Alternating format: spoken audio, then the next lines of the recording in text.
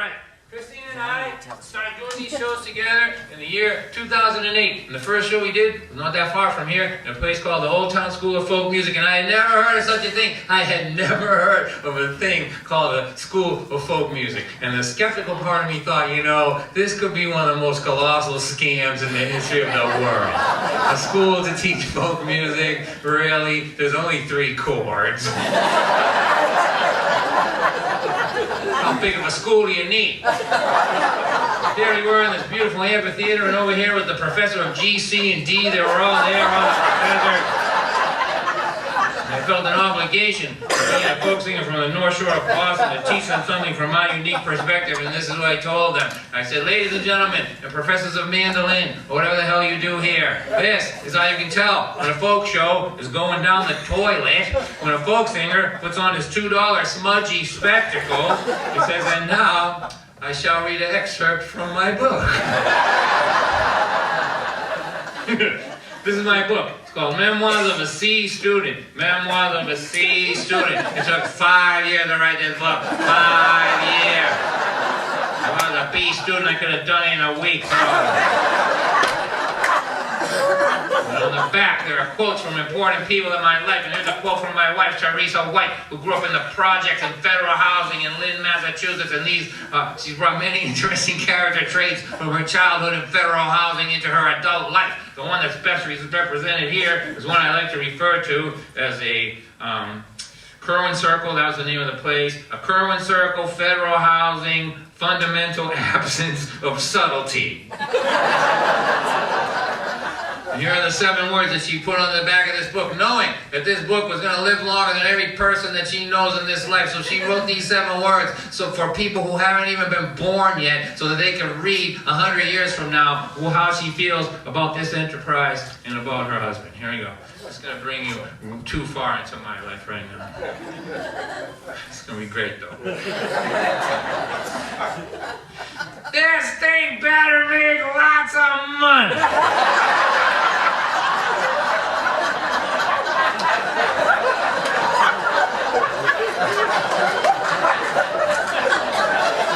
Alright, here's another quote from my brother Michael White, who drives a forklift at Logan Airport, and he's a very astute observer of the world, and these are his observations on his brother's alleged memoir entitled Memoirs of a C Student.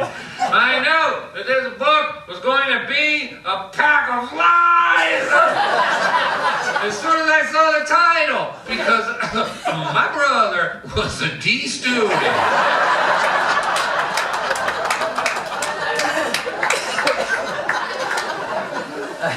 I'm going to read something for you here about my heritage. My father was Irish and my mother was Greek. And that's a weird combination. We call it Gyrish. There's a lot of Greeks out here, so I'm thinking you're going to be able to understand this. So as we all know, those 2 nationalities, Irish and Greek, are forbidden from reproducing. For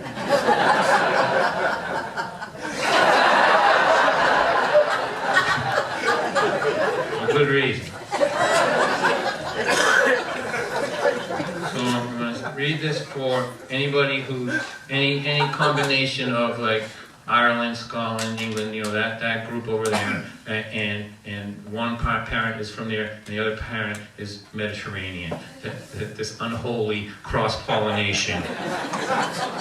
On Christmas Day, we would visit both sides of the family. The Greeks all lived in a 3-story tenement with the grandparents on the first floor and the aunts and uncles on the second and third. As children, we would spend the day running up and down the stairs. Every door you opened revealed an apartment full of olive-skinned relatives who loved you. They loved you in a Mediterranean way. What does that mean? That means they fed you and they hugged you. Greeks hug. They pinch you on the cheek. They force food on you until you are ill, and then they squeeze you until you are gasping for air.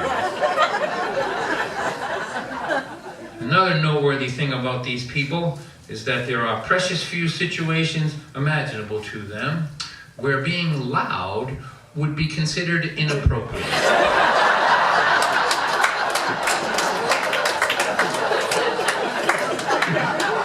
We would leave there in the late afternoon and spend the rest of the day with the Irish half of the family. It all seemed perfectly normal back then, but in retrospect, it was like going to another planet. The first obvious difference that we encountered at the Irish house: no touching. Do not touch Irish people unless you are punching them.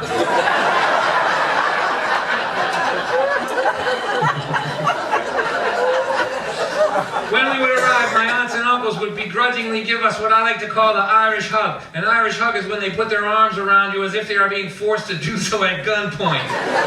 1/4 of 1 second into this reluctant embrace, they begin to tap you on the back. Back tapping is the key ingredient of the Irish hug. It is actually a message being tapped out in Morse code. This is the translation: I hate this. Please let me go. I'll give you some money. Let's go get a drink. The second obvious difference is that the Irish house provides safe harbor to an extremely sophisticated sense of humor. The complexities of the Irish sense of humor deserve an entire book of research. The Irish are born with a huge genetic advantage in the field of humor and storytelling. When an Irish person is weaving a tale, the listener is always engaged. The listener may actually be aware of the fact that what he or she is hearing is 80% blarney, but still, it is captivating. This is a tremendous gift to give to the world. It also lends itself nicely to a career in politics. It has always seemed to me that God overcompensated the Irish with wit and humor to make up for their abysmal ineptitude in cooking. If you're going to curse an entire nation to a lifetime of dinners boiled beyond recognition, you really do owe them something big in return. The third obvious difference is volume. These are not loud people. Now, I have always held the job installing security systems. I've done it as a public service, just trying to keep my friends out of other people's houses. I need to know that for this next part here. Several years ago, I was installing an alarm system in a home full of Italians. The grandfather could not speak one syllable of English. He used hand signals to beckon me over to a locked door at the back of the basement, which opened to a room where he was making wine. We had a few glasses. It was very strong. After our second glass, we had miraculously bridged our language barrier.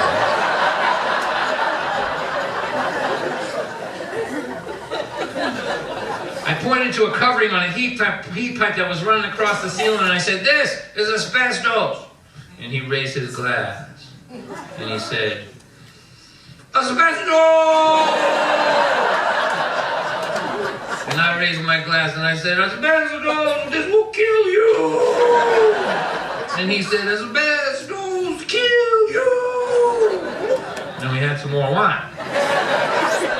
Later that day, I heard people yelling upstairs. The whole family was screaming at the top of their lungs. Now, I'm accustomed to hearing women yell. My mother yells all the time. My mother will yell about anything. It's one of her daily activities. Often, she's not even angry. Her family just believes in the theory that the loudest person wins.